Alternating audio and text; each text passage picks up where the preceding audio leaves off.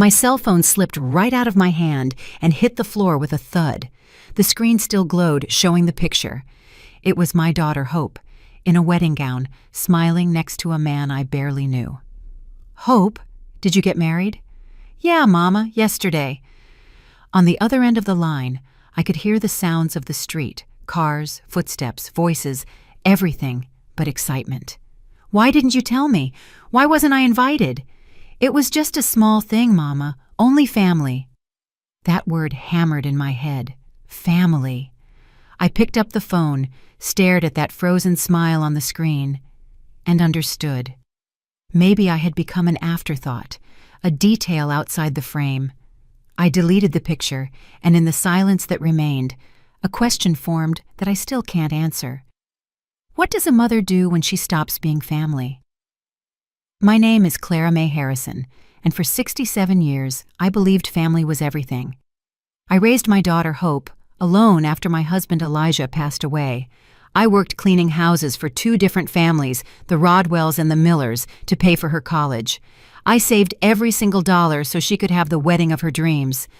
I always imagined I'd be right there beside her at the altar, holding her hand, watching her realize the biggest dream of any woman. But last Tuesday, as I was having my morning coffee and checking my phone, I saw a picture on Facebook that changed everything. There was Hope in a white dress, next to her husband, Devin Hayes.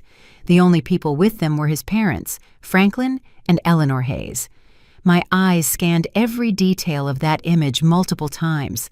Hope was radiant, smiling like I had never seen her smile before, and the caption read, "Our special day, family complete." Family complete without me.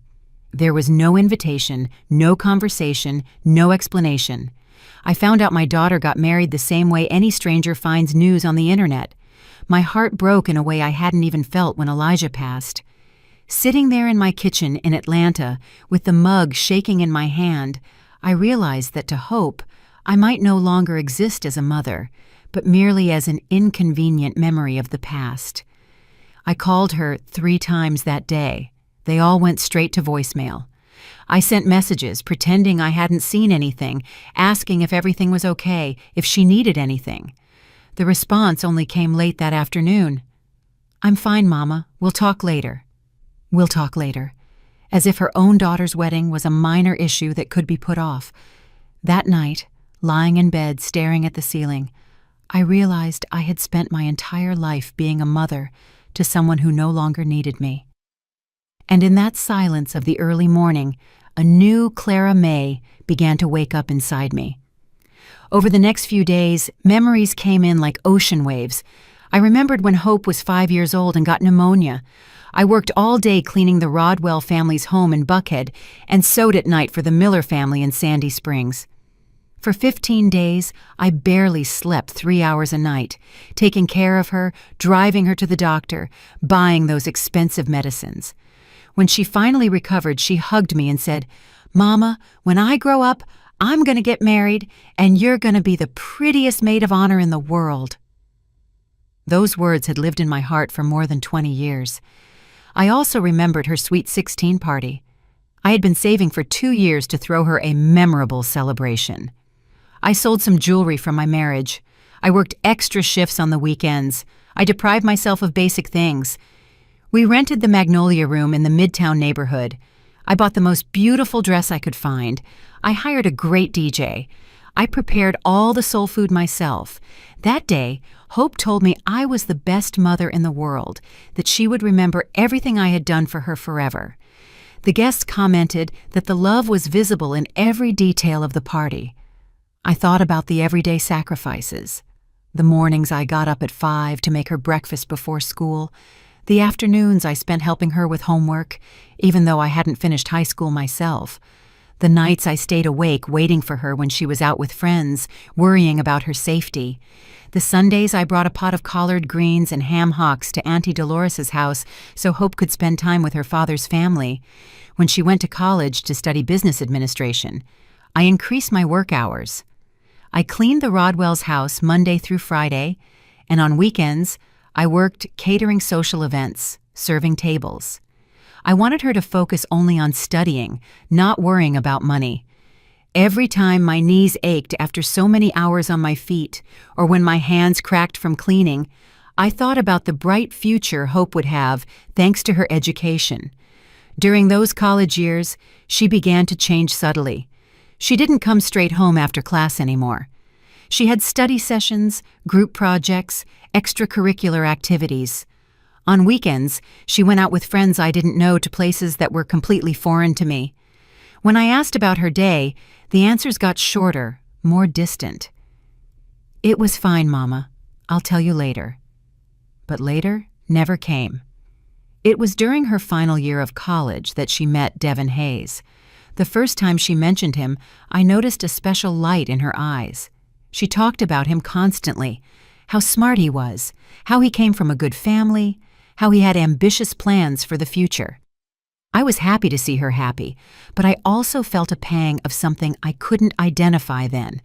It was as if Devin represented a world I didn't belong to, a future where there wouldn't be space for a mother who cleaned other people's homes. The first time Devin came over for dinner, I cooked baked mac and cheese, fried chicken, candied yams, cornbread, and sweet tea. I put in more effort than ever. I wanted to make a good impression. Devin was polite and courteous, but I noticed his eyes scanning our small home with an expression I couldn't decipher. Hope seemed nervous, constantly explaining things, as if she had to justify our way of living. "Your house is very nice, Mrs. Harrison," Devin said when he left. But there was something in his tone that made me feel like he had said the opposite. That night, Hope told me I had been too intense, asking so many questions about his family, his job, and his plans. "Mama, not everyone is like us, sharing their whole life in the first conversation." That was the first time I felt I was being viewed as a problem to solve. From then on, Devin's visits became less frequent. When he came, the conversations were more superficial, more formal. Hope started spending more time with him, coming home later and later. Sunday family gatherings became occasional, then sporadic, until they disappeared completely. "Devin and I have plans," became the most common phrase in her vocabulary. When Hope graduated, I was so proud I cried through the entire ceremony. She had achieved what I never could, finishing a college degree. She was going to have opportunities I never had. After graduation, we went to celebrate at a nice restaurant in Decatur. Devin had also invited his parents, Franklin and Eleanor Hayes. It was the first time I met them formally. Franklin was a manager at a big company in Sandy Springs. Eleanor had been a teacher for many years before retiring. They talked about trips, fancy restaurants, and Broadway shows.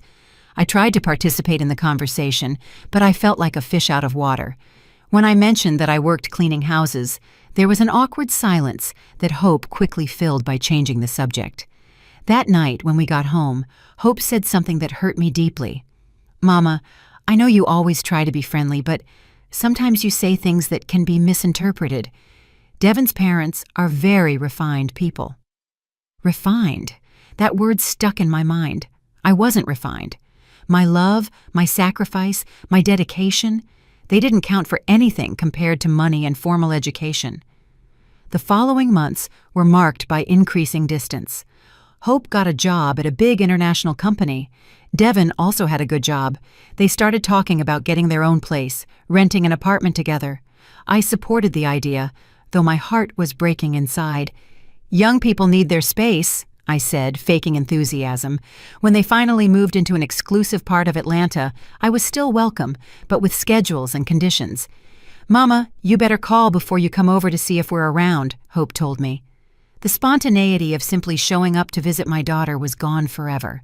Now, I had to make an appointment, as if I were visiting a doctor or a dentist. The visits became more and more spaced out, first every week, then every 2 weeks, then once a month.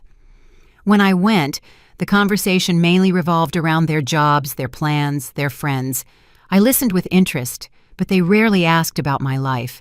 It was as if I only existed for them, as if my only identity was being Hope's mother.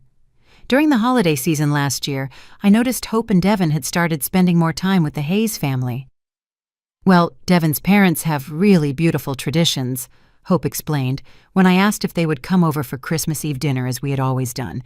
But next year, we'll host, right? Next year never came, or rather, it came without me.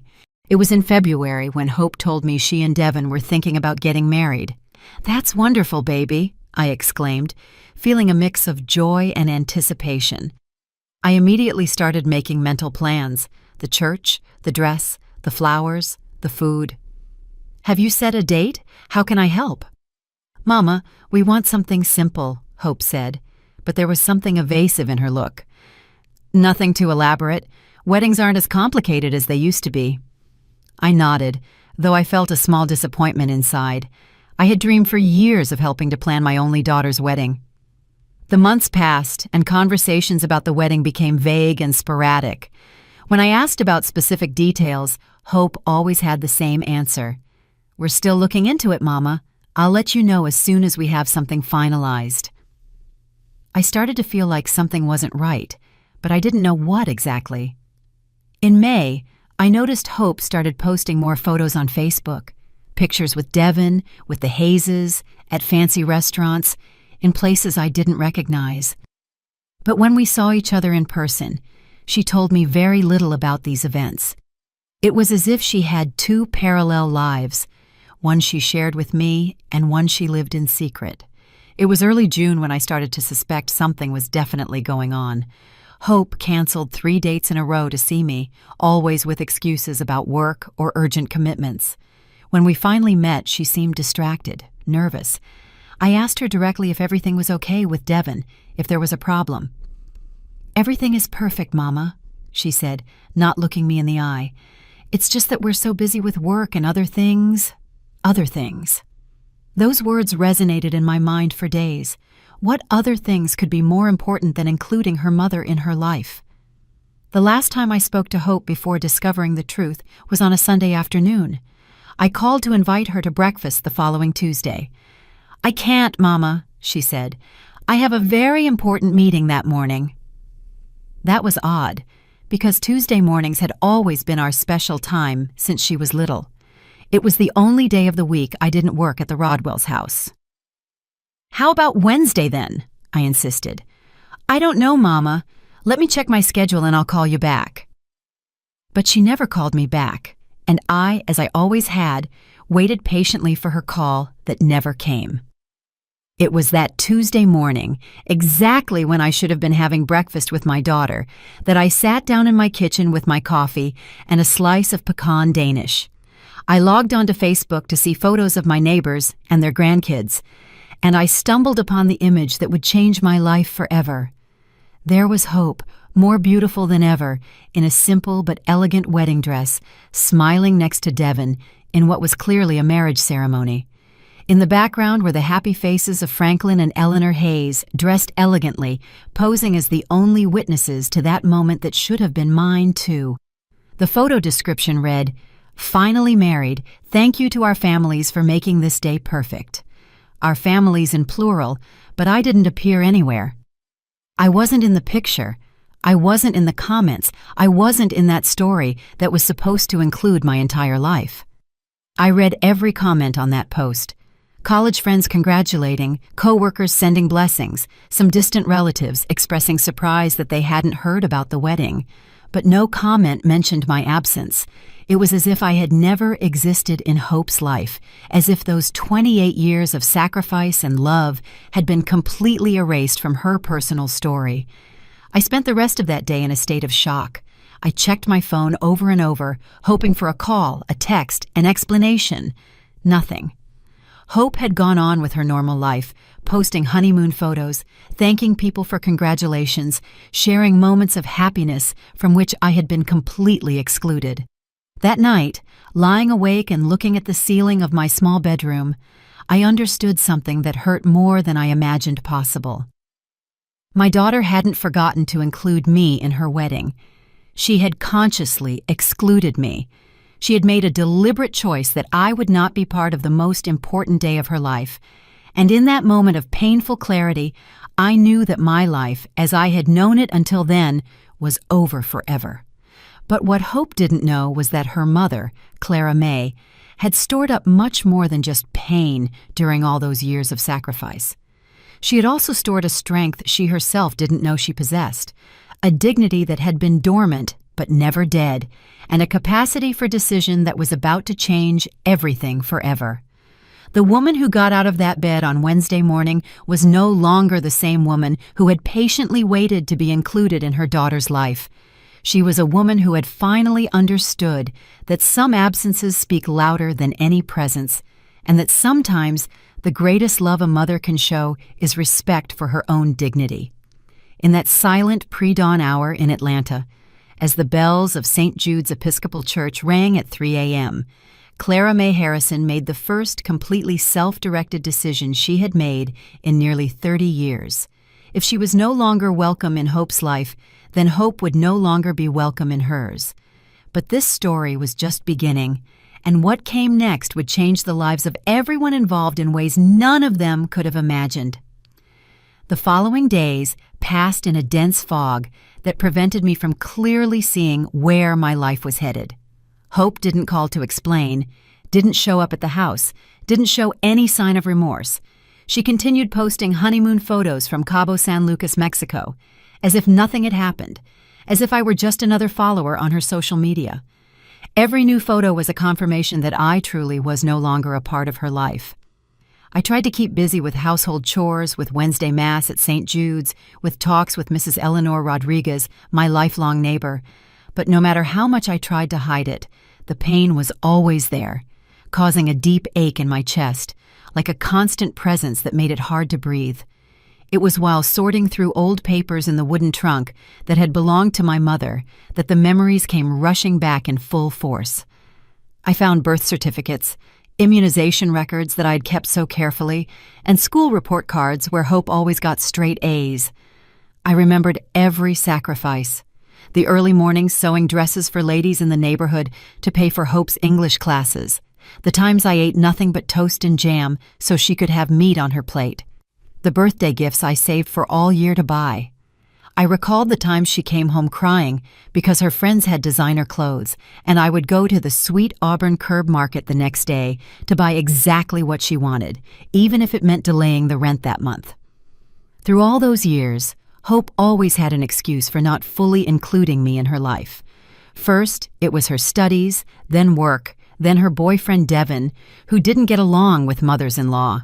I always accepted, I always understood, I always adapted to her schedule, her whims, her decisions. But now, looking back, I realized that I had become smaller and smaller in her life, occupying increasingly minimal spaces, until I reached the point of not even knowing she was getting married. The Hope I raised, the one I loved unconditionally, the one I always put first, had become a stranger who only shared crumbs of attention with me when it suited her. That Thursday afternoon, as I organized family photos into a shoebox, I found one that made me cry harder than I had cried in years. It was from Hope's confirmation ceremony. She was 8 years old. She wore a beautiful white dress that I had asked a local seamstress to make. In the photo, Hope was hugging me tightly and smiling with a pure, genuine happiness. I was smiling too, but now I could see in my eyes from that time something I had lost, the certainty that I was loved unconditionally by my daughter. I remembered that day perfectly. I had saved for 6 months for that celebration. I rented the Magnolia Room Hall. I invited the whole family. I prepared barbecue, potato salad, sweet tea, and a huge red velvet cake I specially ordered. Hope felt like a princess, running from table to table, introducing me to everyone as my mama, the most beautiful in the world. That night, when everyone had left, she helped me pick up the dishes and said, "Mama, when I grow up and have my own parties, you're always going to be the most important person. Always." Tears ran down my cheeks as I held that photograph. What happened to that little girl who promised me I would always be the most important person? When did I become so insignificant that I didn't even deserve to be present at her wedding? I continued looking through the photos and found another one that hurt just as much. Hope at 15, the day of her Sweet 16 party. We had rented a hall in the Midtown neighborhood. There was a DJ, food for 150 people, and a live band for the waltz. I had worked double shifts for a whole year to give her that party. I cleaned houses by day, babysat children at night, sold sweet potato pies at the farmer's market on weekends, all to see her happy, to give her the celebration she deserved. In that photo, Hope and I were dancing together, mother and daughter, during one of the songs. She had asked me to play a song she called Our Special Song. "Mama, you used to sing this to me when I was little and sick, and it always made me feel better," she had told me. "I want us to dance to it together so everyone knows how much I love you." Those words echoed in my mind like sounds from another life. How had I gone from being the person who comforted her when she was sick to being someone she was ashamed of in front of her new family? I kept looking and found a letter Hope had written me when she was 18, just before starting college. She had written it on pink paper with careful handwriting, full of little drawn hearts in the margins. It read, "Dearest Mama, tomorrow I start a new stage in my life, but I want you to know that nothing I achieve will be possible without everything you have done for me. You are my hero, my role model, the bravest woman I know. When I grow up, I want to be a mother like you, loving, sacrificial, who always puts family first. I love you with all my heart, and you will always be the most important person in my life. Your loving daughter, Hope." I read that letter 3 times before I could believe what I was reading. This was the same person who had just excluded me from the most important day of her life. The same one who had promised me I would always be the most important person. I sat on my bed with the letter shaking in my hands and cried like I hadn't cried since the day I buried Elijah. I cried for the girl who wrote those words and for the woman she had become. I cried for all the dreams I had about being the mother of the bride. I cried for all the times I imagined helping her choose the dress, organizing the bridal shower, walking her down the aisle. I cried for the mother-daughter relationship I thought we had, which apparently only existed in my imagination. After the crying came the rage, a rage I had never felt in my 67 years. How dare she treat me like this after everything I had done for her? How could she be so cruel, so ungrateful? I had sacrificed my youth, my social life, my own dreams, all for her. I had worked until my bones ached so she could have opportunities I never had. And this was how she repaid me, with humiliation, exclusion, and oblivion. But after the rage came something worse: shame. I started asking myself if somehow it was my fault. Had I been too intense, too clingy, too unsophisticated for Hope's new, refined life? I remembered the faces of Franklin and Eleanor Hayes when they met me. That subtle expression I hadn't been able to interpret then, but that I now understood clearly. Pity mixed with discomfort. To them, I was the embarrassing mother-in-law who had to be tolerated, not accepted. I got up from the bed and looked at myself in the vanity mirror. There was Clara May Harrison, 67 years old, gray hair, hands rough from so much work, wrinkles around my eyes that spoke of years of worry. I wasn't elegant like Eleanor Hayes. I hadn't traveled the world. I didn't speak any other languages. I didn't know about fine wines or theater. I was a simple woman who had done the best she could with what she had. But did that make me less valuable? Did that justify my own daughter treating me like I didn't exist? I couldn't sleep that night. I stayed awake thinking about all the signs I had ignored, all the moments I should have realized I was losing my daughter, the family dinners that became sporadic, the phone calls that got shorter, the visits that required prior appointment. Everything had been gradual, so subtle that I hadn't realized I was being systematically excluded from Hope's life. On Friday morning, I decided to call my sister, Auntie Rosa, who lives in Birmingham, Alabama. I needed to talk to someone, vent, ask for advice. Auntie Rosa had always been the most direct of my sisters, the one who told things straight. "She got married without telling you?" Auntie Rosa shouted when I told her what had happened. "That girl is crazy. How can a daughter do that to her mother?" I told her the whole story, from the first changes in Hope's attitude to the discovery of the wedding on Facebook. Auntie Rosa listened without interrupting, which was rare for her.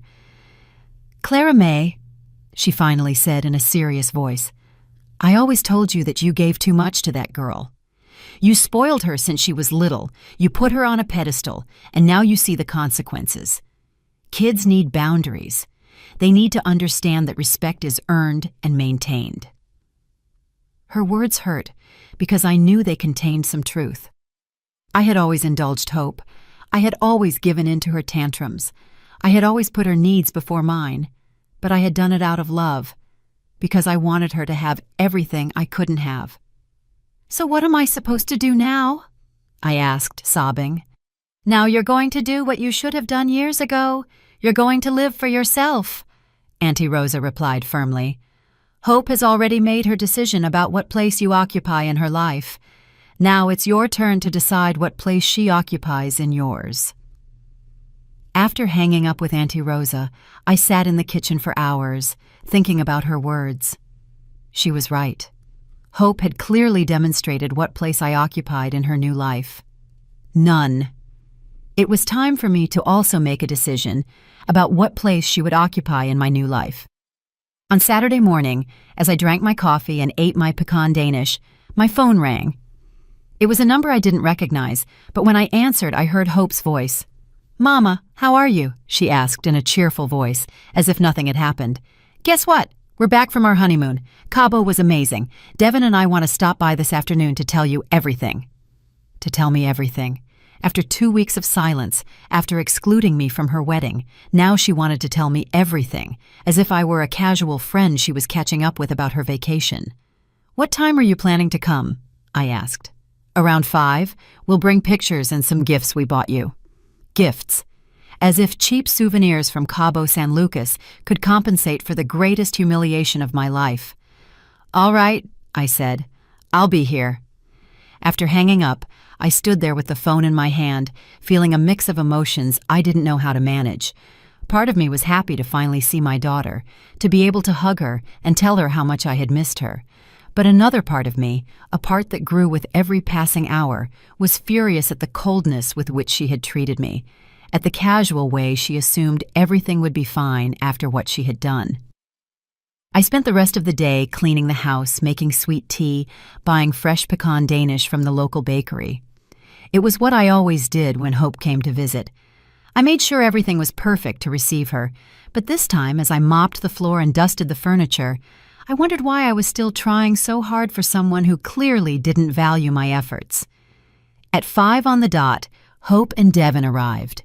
Hope looked radiant, tanned from the beach sun, wearing new clothes and looking completely happy. Devin wore a courteous but distant smile, the same one he always had when he came to my house. "Mama!" Hope cried, hugging me as if we were the best friends in the world. "I missed you. Look how tanned I got." I hugged her back, inhaling her expensive perfume, which wasn't the same one she used when she lived with me. Everything about her was different, her clothes, her hairstyle, her way of speaking. It was as if the Hope I knew had been replaced by a new, improved version that didn't include me. "Have a seat," I said. I served them sweet tea and offered them fresh pecan Danish.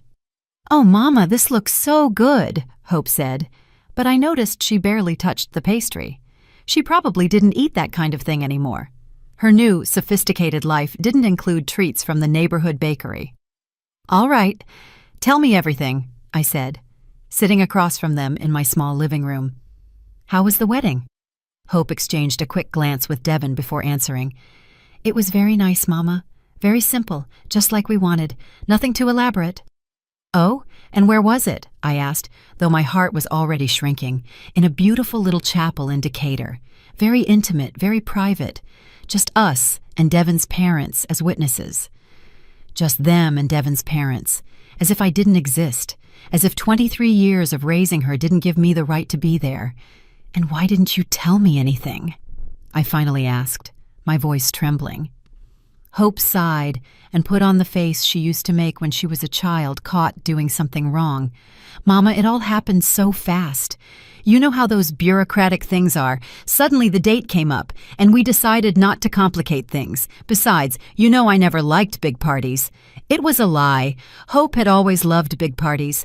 Her sweet 16, her graduation, all the celebrations we had shared had been with lots of guests, lots of food, and lots of joy. But now, for her wedding, she had decided she wanted an intimate affair that didn't include me. "But Mama," Hope continued in a syrupy voice, "that's why we came today, to celebrate with you. Look at all the gifts we brought you." She pulled out a bag full of typical souvenirs from Cabo, a ceramic ashtray, some seashells, a T-shirt that read "I love Cabo," some coconut candies, gifts they had probably bought at the airport, thinking, "Oh, we have to bring something back for Hope's mom." "Thank you, baby," I said, feeling like each gift was a slap in the face disguised as kindness. We spent 2 hours talking about the honeymoon, the places they visited, the fancy restaurants where they ate, the activities they did. It was like looking at vacation photos of strangers. I nodded, smiled, and asked appropriate questions, but inside I felt like something was breaking for good. When they left, after vague promises to see each other soon and an invitation to see the new apartment, I was left alone in my living room, surrounded by the cheap souvenirs, feeling the weight of the silence they had left behind. That night, as I stored the gifts in a drawer where I knew I would never see them again, I made a decision that would change everything. If Hope could live without including me in the important moments of her life, then I could also learn to live without including her in the important moments of mine. And in that silence of the early morning, with my heart still hurting, but with a new determination growing inside me, I started planning the first step of my new life. A life where I was the protagonist, not just the sacrificial mother waiting for crumbs of attention. The Clara May who had waited all her life for others to decide her place in the world died that night. The one who would wake up the next day would be a completely different woman. A woman who had finally understood that respect is taught by example, and that sometimes the greatest love a mother can show is love for her own dignity. Sunday dawned with a clear sky that completely contrasted with the storm I carried inside. I got up earlier than usual at 5 a.m., and for the first time in weeks, I didn't feel that heaviness in my chest that had accompanied me since I discovered the wedding. In its place was something different, a cold clarity I had never experienced before. It was as if, during the night, I had gone through a silent transformation, as if the Clara May who had waited all her life for others to define her place in the world had finally awakened from a very long sleep. I made my black coffee, stronger than usual. I needed my mind to be completely clear for what I was about to do. I sat down at the kitchen table where I had eaten breakfast for the last 15 years, where I had waited for so many calls from Hope that never came, where I had planned special meals for visits that were canceled at the last minute. But this morning, that table no longer represented waiting or disappointment. It represented the place where Clara May Harrison was going to make the most important decision of her life. I took out an old notebook where I used to write down Hope's doctor's appointments when she was little, important school dates, and her friends' birthdays. Now, I was going to use those yellowed pages to plan something completely different, my definitive exit from a life where I was no longer welcome. On the first page, I wrote, "Plan for Independence, Clara May Harrison, August 12, 2024. The date looked strange, written in my shaky handwriting, but the words felt more real than anything I had felt in years. The first thing I wrote was, "Assess resources." During all those years of sacrifice, I had managed to save a considerable amount. I wasn't rich, but I wasn't unprotected either. I had the savings of a lifetime of work, a small but owned house in an area that had become very valuable, and something Hope never knew, a secret bank account where I had deposited the extra money I earned sewing dresses for neighborhood ladies on weekends for years. I had opened that account when Hope turned 18, thinking it would be my wedding gift to her. Every dollar I deposited there, I did so imagining the moment I would give it to her. My daughter, this is so you can start your marriage without debt, so you can have your own home, so you don't go through the difficulties I did." For 10 years, I had nourished that account with the illusion of seeing the happy look on Hope's face when she found out about the surprise. But now, after being excluded from her wedding, that money would take a completely different path. The second point on my list was research housing options. I couldn't stay in this house where every corner reminded me of the years of waiting, where every phone call would make me think it might be Hope seeking reconciliation. I needed a new place, a space that was completely mine, where I could build a life that didn't depend on crumbs of attention from my daughter. I remembered that Mrs. Eleanor Rodriguez, my lifelong neighbor, had always told me about her sister Gloria, who had moved to a residential community for older adults in Decatur. "It's wonderful, Clara May," Mrs. Rodriguez had told me several times. "There are activities, security, people our age. Gloria says she's never felt so free in her life." At the time, I thought those places were for people who didn't have family to care for them. Now I understood they were for people who had decided to care for themselves. The third point was the most painful, but the most necessary: gradually cut ties.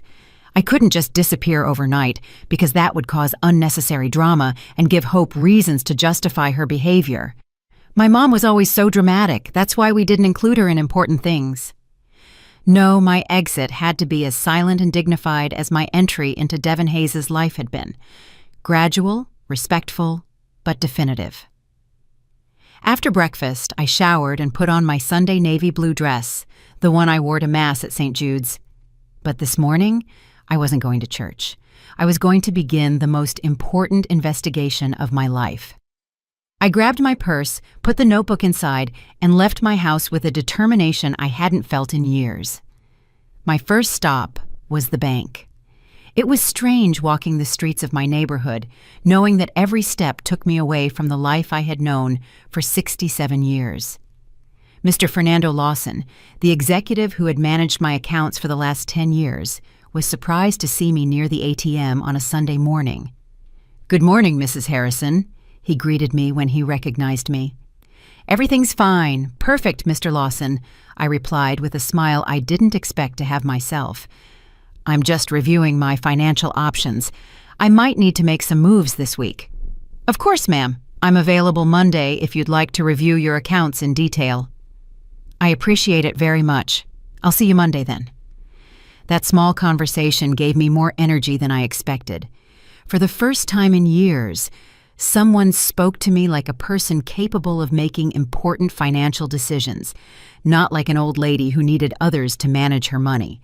From there, I went straight to Decatur, to the residential community Mrs. Rodriguez had mentioned. It was called the Legacy at Peachtree, and as soon as I got off the bus, I could see why my neighbor's sister liked it so much. It was a beautiful, clean place with well-kept gardens and an atmosphere of tranquility I hadn't felt in years. The receptionist, a very kind woman named Patricia, welcomed me with a genuine smile when I explained I was interested in seeing the facilities. "I'm glad you came," she said enthusiastically. "We just happen to have 2 very nice apartments available. Would you like a full tour?" For the next 2 hours, Patricia showed me every corner of the Legacy at Peachtree. The apartments were small but comfortable, perfect for one person. They had a living dining room, 1 bedroom, a full bathroom, and an equipped kitchenette. What I liked most was the balcony overlooking the gardens, where I could imagine myself drinking my coffee in the mornings and watching the sunset in the evenings. "We have lots of activities," Patricia explained as we walked through the common areas. "On Mondays, we have a yoga class, Tuesdays are for knitting and crafts, Wednesdays are Mass in the internal chapel, Thursdays are ballroom dancing, and Fridays are movie nights. On weekends, we organize excursions to different places: Savannah, Charleston, Asheville." Every activity she mentioned sounded like something I might enjoy, things I had never done because I was always waiting for Hope's schedule availability. "And are the people who live here happy?" I asked. "Look, Mrs. Harrison," Patricia told me honestly, Most of our residents come here after complicated family situations. Some have lost their partners, others have children who live far away, others simply decided they wanted to live with more independence. At first, many arrive sad, nostalgic, but after a few months, you see them, and they seem like different people. Happier, more active, more, how should I put it, more alive. Her words resonated deeply with me. More alive. How long had it been since I truly felt alive? How many years had I spent simply existing, waiting for my daughter to include me in her life? "What are the requirements to live here?" I asked. Patricia explained the whole process. I had to be over 60 years old, check. Have stable income to cover the monthly fee. I had savings for several years. And pass a basic medical evaluation to ensure I could live independently. My health was excellent. The monthly cost included maintenance, security, activities, and basic utilities. It was a considerable amount, but perfectly manageable with my savings. "How long does the admission process take?" I asked. "If you bring all the documents this week, we could have everything ready in 2 weeks," Patricia replied. "Are you interested in any of the apartments you saw?" I looked again toward the balcony of the apartment I liked most, the one that faced the garden where I had seen several residents chatting animatedly under the shade of a big tree. In that moment, I made a decision that surprised even me with how quick and clear it was. "I'll take the one with the balcony facing the gardens," I said without hesitation. "Excellent decision," exclaimed Patricia. "That's one of the most requested. Here's the list of documents you need to bring and the contract for you to review carefully." I returned home that afternoon with a feeling I hadn't experienced in years, genuine hope. Not the hope that hope would change, not the hope that things would go back to how they were, but the hope of a new life that depended solely on my own decisions. That night, instead of watching TV as I did every Sunday, I dedicated myself to organizing my documents: birth certificate, proof of income, bank statements, identification.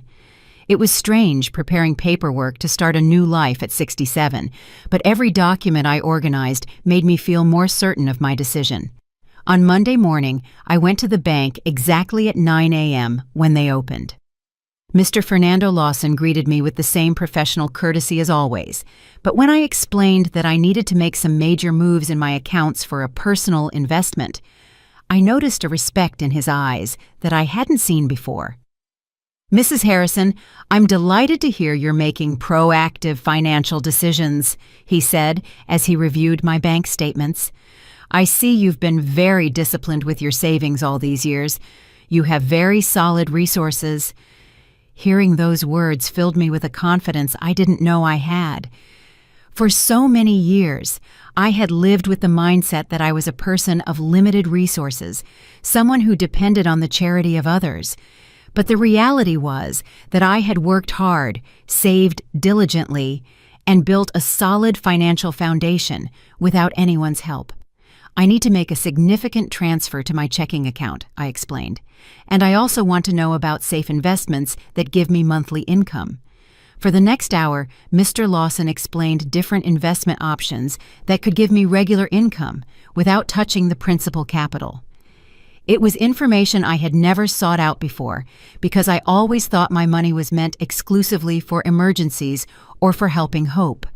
Now, I saw that I had options, that I could make my money work for me instead of just keeping it for others. From there, I went directly to the office of Mr. Michael Sanders, a lawyer Mrs. Rodriguez had recommended to me years ago when I had trouble with some house documents. I needed to make sure all my assets were in order, and more importantly, I needed to update my will. "Mrs. Harrison, what brings you here?" Mr. Sanders asked when I entered his office. "I need to update my will and better organize my assets," I told him directly. If he was surprised by the nature of my visit, he didn't show it. For the next 40 minutes, we reviewed all my property documents, bank accounts, and insurance policies. It was impressive to see it all together. I really had built a considerable estate through pure work and discipline. "Do you have any specific changes in mind for the will?" he asked. "Yes," I replied without hesitation. I want to leave 50% of my assets to charitable institutions that help working single mothers, and the other 50% to my daughter, but with one condition. What kind of condition? That she can only access the inheritance after writing a letter explaining why she made certain decisions about our relationship. She doesn't have to apologize. She just has to be honest about her reasons. That letter must be delivered to you as a witness, but she must write it, even if I'm no longer here to read it. Mr. Sanders wrote everything down carefully. That's a very thoughtful condition, Mrs. Harrison. It gives her an opportunity for reflection without forcing a reconciliation. Exactly, I confirmed. I'm not looking for revenge, Mr. Sanders. I'm looking for her to understand that actions have consequences, even the actions of children towards their parents. When I left the lawyer's office, I felt like a completely different person. I had taken total control of my financial situation, secured my future, and established clear boundaries for my relationship with Hope, even after my death. The following days passed in a flurry of activity that kept me busy and focused. I hired a moving service to assess my belongings. I decided to keep only the essentials: clothes, some small furniture, important photos, objects with real sentimental value. Everything else would be donated or sold. The hardest part was deciding what to do with Hope's things that I still kept in her room: school trophies, books, clothes she had left when she moved out. I finally decided to carefully pack everything in labeled boxes and leave them in a storage unit I rented near her apartment. If she ever wanted them, she could pick them up. If not, eventually. During that week, Hope called me twice.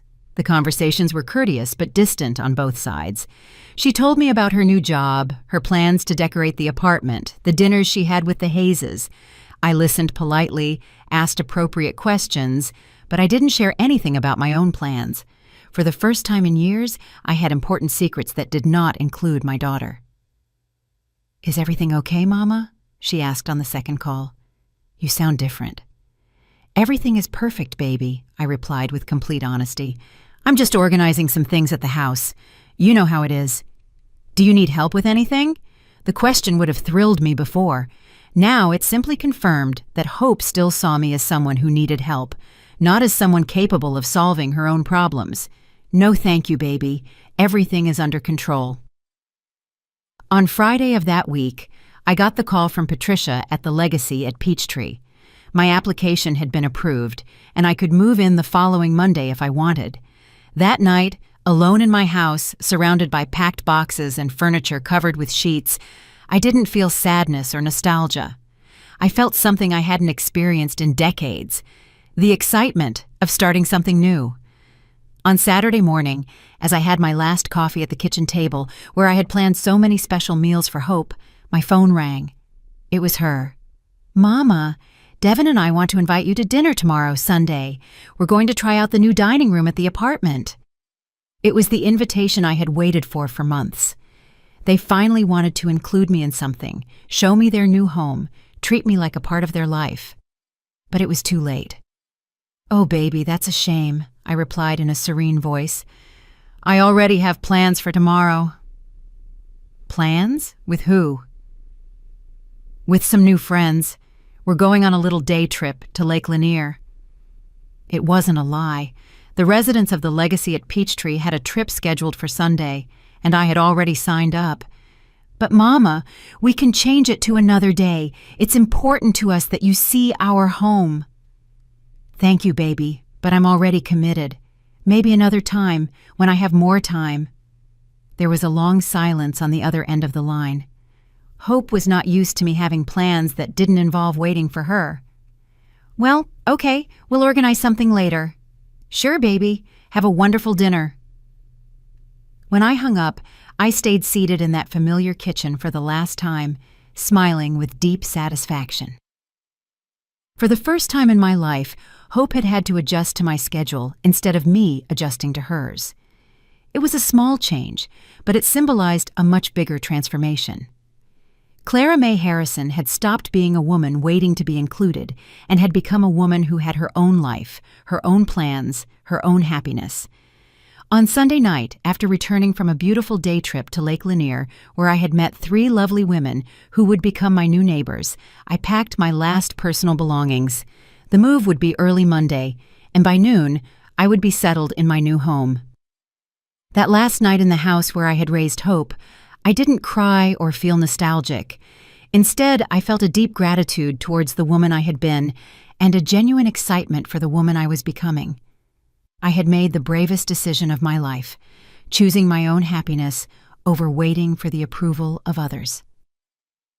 Early Monday, as the movers loaded my few belongings, I looked one last time at every room in the house.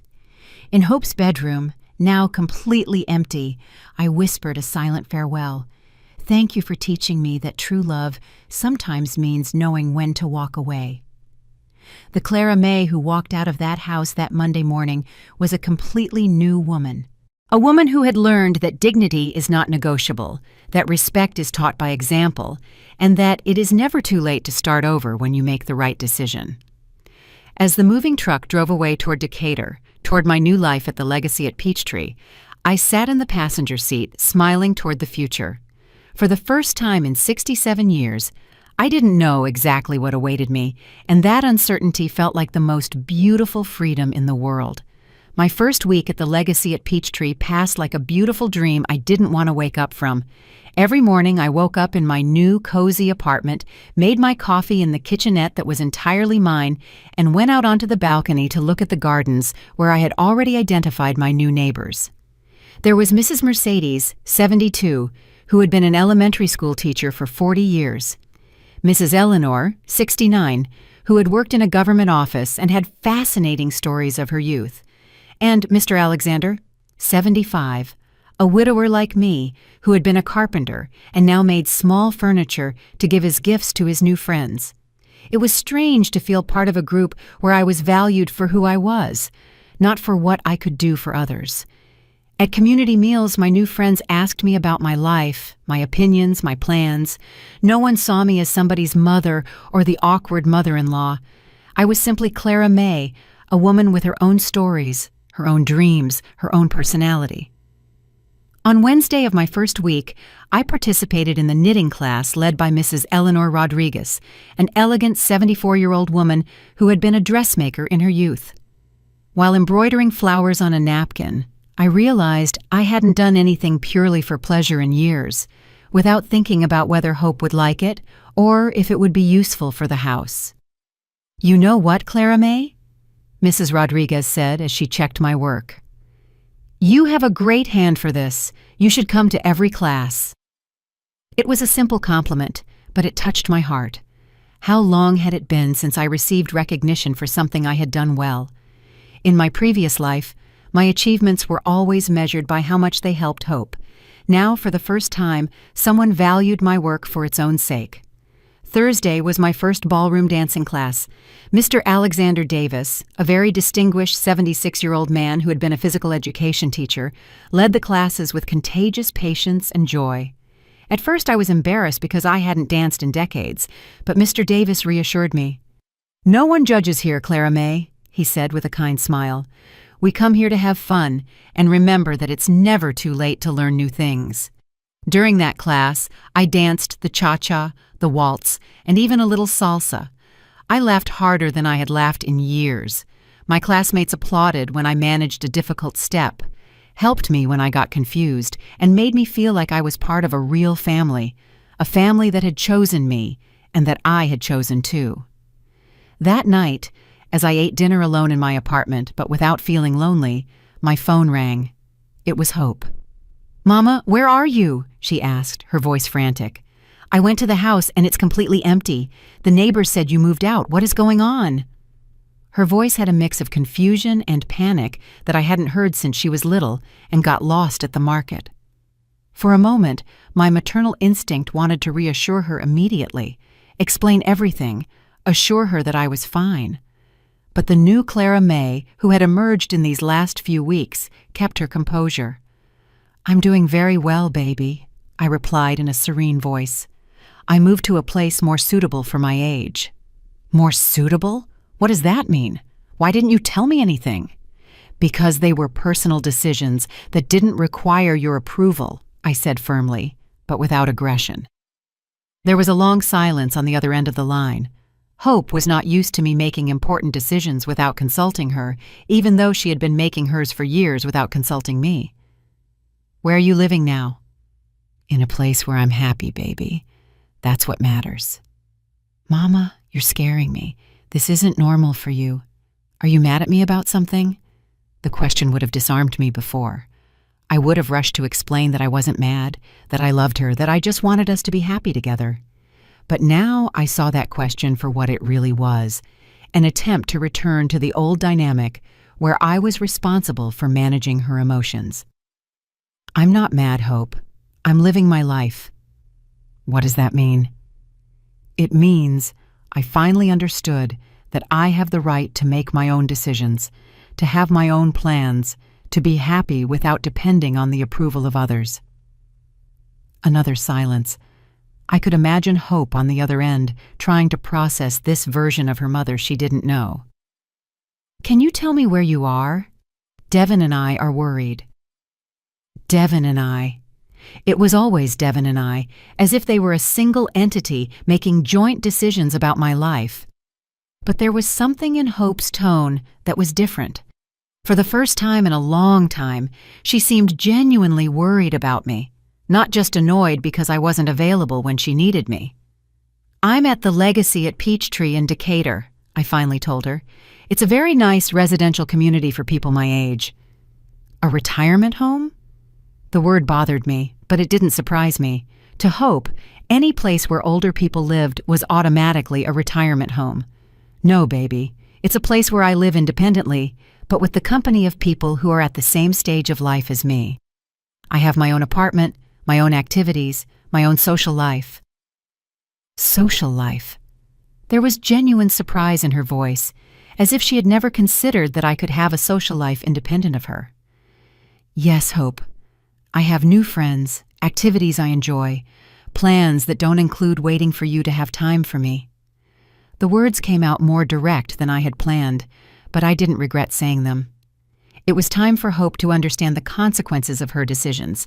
"Mama, we have always had time for you. Did you really have time to include me in your wedding?" The silence that followed was long and heavy. It was the first time I had directly mentioned the wedding exclusion, and we both knew it was the elephant in the room that had been present in all our subsequent conversations. "Mama, I already explained that it all happened so fast, that it was a very simple thing." "Hope," I interrupted her with a firm but calm voice. "I'm not interested in hearing any more excuses. What happened happened. I'm not looking for apologies or explanations. I just want you to understand that decisions have consequences." "What kind of consequences?" "The consequence that I finally understood that I'm not a priority in your life, and I've decided that you won't be a priority in mine either."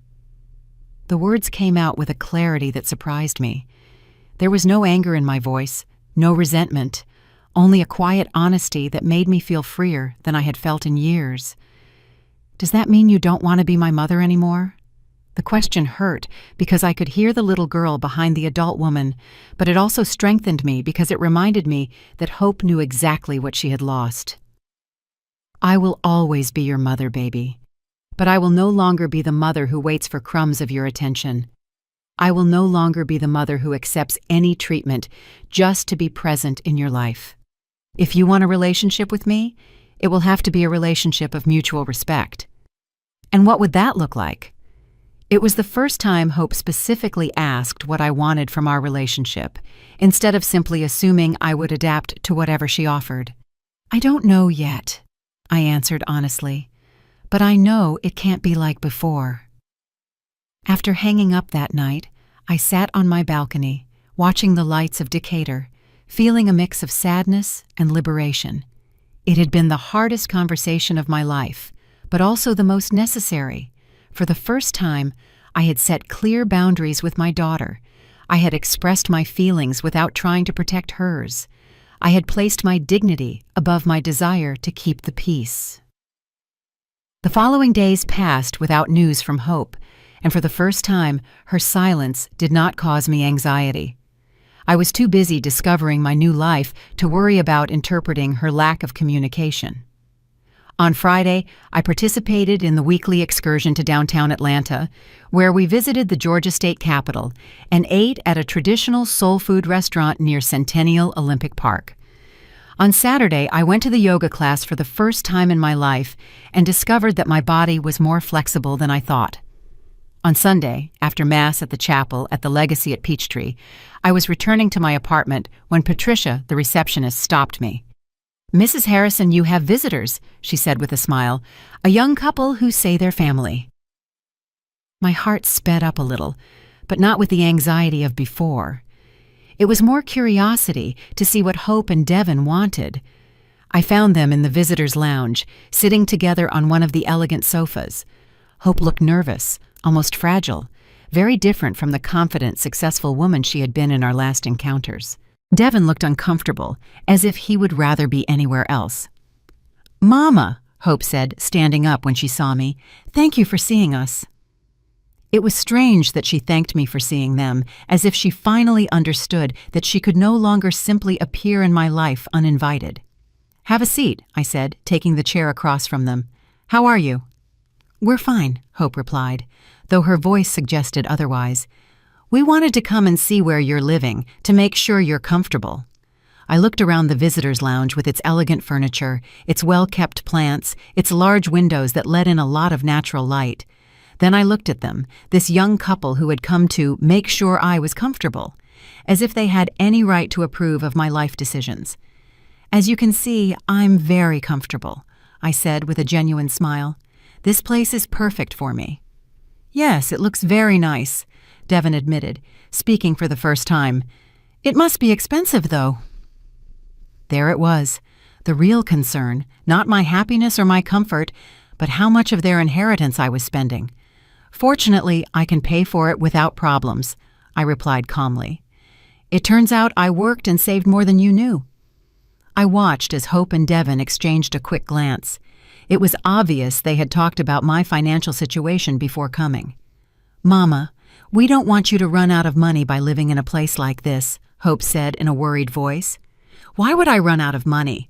I asked with genuine curiosity. "Well, you always told us you had to watch every dollar, that money didn't go very far." It was true.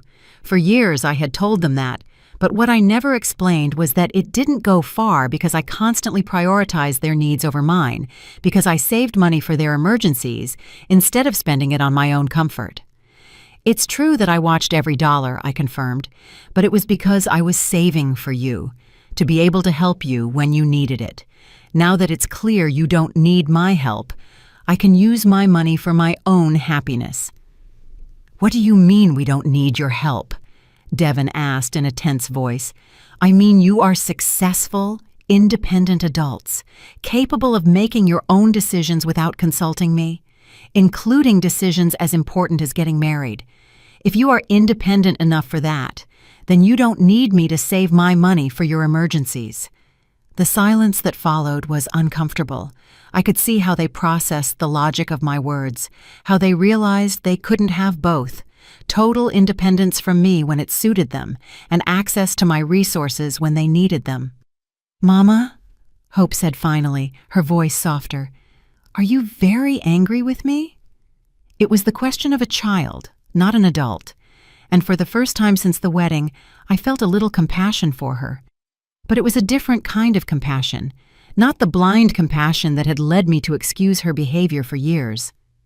"I'm not angry, baby," I told her honestly. "I'm disappointed. I'm sad, but above all, I am at peace." At peace? At peace with finally understanding who I am beyond being your mother. At peace with having discovered that I can be happy without depending on your approval or your attention. Hope remained silent for a moment, and I could see tears starting to form in her eyes. "Does that mean you don't love me anymore?" It was the question I had been waiting for, and I had the answer ready. "I love you more than you can imagine, Hope. But I've learned that loving someone doesn't mean allowing them to disrespect you. I've learned that true love includes boundaries, includes dignity, includes mutual respect. And what can we do to fix this? Devon asked, speaking for the first time as if he truly cared about the answer.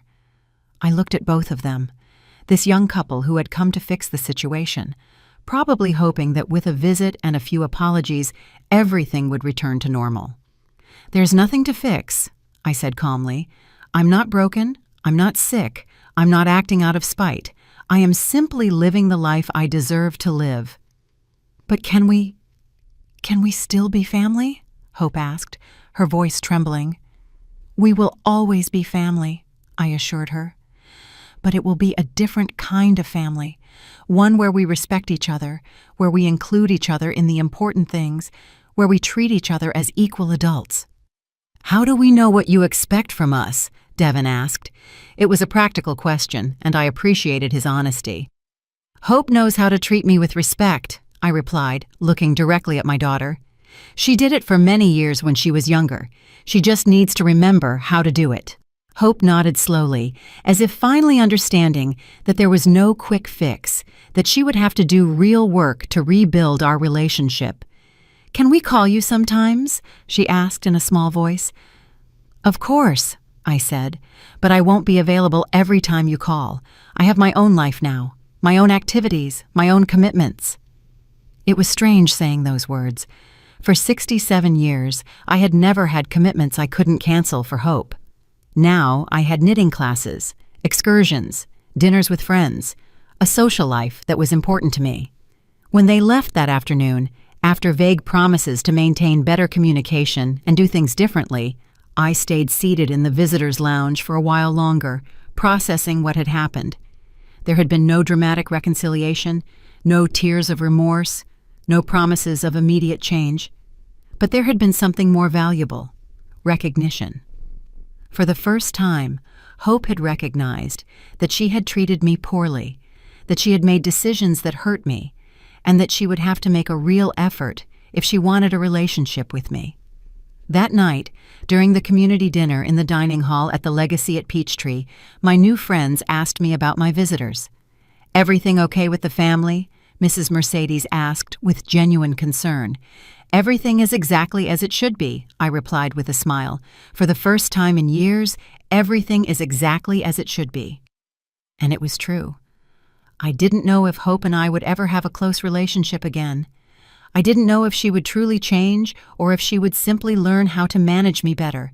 But I knew that I had changed forever, and that no matter what happened to our relationship, I would be fine.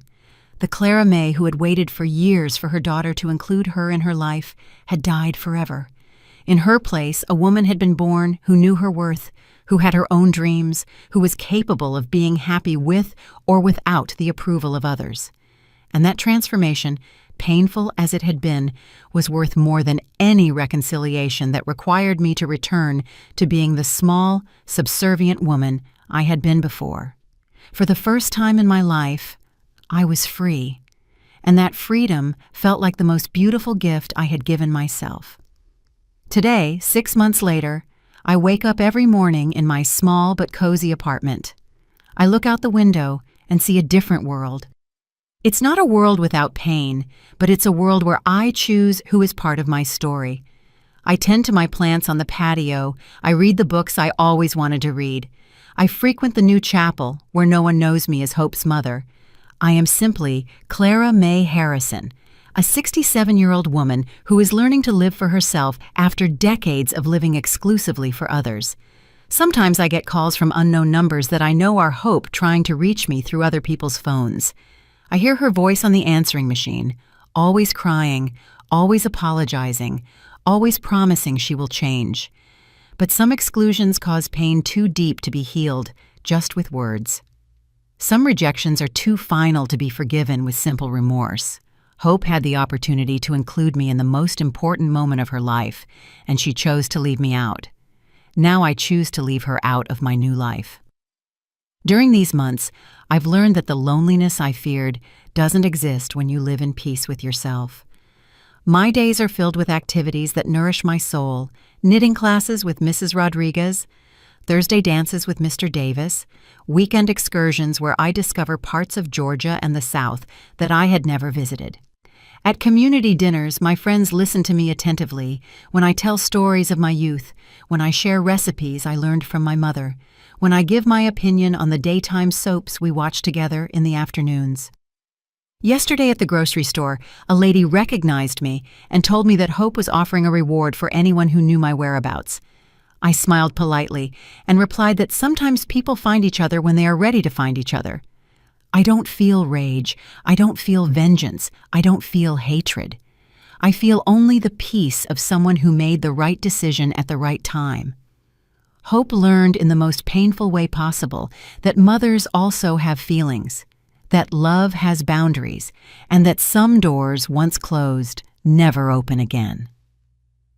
Last week I received a very formal letter delivered by a lawyer. It was from Hope, typed, with no tears to smudge the ink, no shaky handwriting of emotion. In that letter, my daughter explained with a coldness that surprised me her reasons for excluding me from the wedding. She said it had been a practical decision, that the Hayes had insisted on a small ceremony, that they hadn't wanted to hurt my feelings, but hadn't wanted to create conflicts with her new in-laws either. I read that letter 3 times before fully understanding what I was reading. Hope had reduced the most painful moment of my life to a practical decision. She had turned my exclusion into a matter of family diplomacy. There was no recognition of the harm she had caused me. There was no understanding of the sacrifice it had been for me to raise her alone. There was no gratitude for the years of unconditional love I had given her.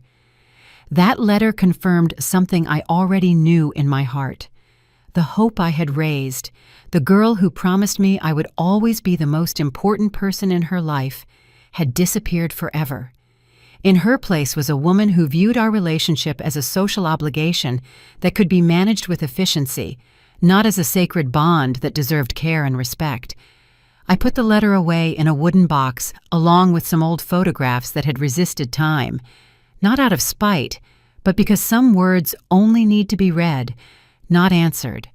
A mother's love doesn't end, it just changes form. My love for Hope transformed into something different. Respect for my own dignity, care for my own happiness, protection for my own peace. This morning, as I water the plants on my patio and watch the sun rise over Decatur, I think of all the women who, like me, have spent their lives waiting to be valued by others. I think of the mothers who sacrifice their dreams for children who later see them as awkward burdens. I think of the grandmothers who babysit for children who then tell them they're interfering too much. I think of all of us who learned that our worth depended on how much we could give to others, never on how much we deserved to receive. To all those women, I would tell them what I now know. It's never too late to choose your own happiness. It's never too late to set boundaries. It's never too late to decide that you deserve respect, that you deserve consideration, that you deserve to be treated as the valuable person you have always been. The freedom I feel now was not born of punishing Hope, but of freeing myself. It was not born of revenge, but of self-respect. It was not born of hatred, but of the self-love that had been dormant for too many years. Last night, after community dinner, Mrs. Mercedes asked me if I ever regretted making this decision. "Don't you miss your daughter?" she asked, with the kindness of someone genuinely concerned about my well-being. "I miss the daughter I thought I had," I replied honestly, "but I don't miss the relationship we actually had, because that relationship was slowly killing me." It is the purest truth I have ever spoken. For years, I lived a fantasy where I believed Hope loved me the same way I loved her. The reality is that to Hope, I was a convenience when she needed me, and a nuisance when she didn't. Accepting that reality was painful, but it was also liberating. Today, I write these words from my patio with the sound of the community garden fountain in the background, with the scent of the bougainvillea I planted last week, with the certainty that I chose the right path. I don't know what the future holds, but I know it will be a future where my happiness will not depend on the decisions of others. Sometimes the greatest acknowledgement is the silence one chooses to maintain. And in that silence, Clara May Harrison finally found her voice, her strength, and her peace. Did you like the story, and which city are you listening from? Let's meet in the comments. If you liked the story, you can support me by sending a super thanks so I can keep bringing more stories like this. Thank you so much for your sweet support. I'm looking forward to your comments on the story. On the screen, you can see 2 new life stories that I highly recommend. There's so much more on my channel. Don't forget to subscribe. See you in the next life story. With love and respect.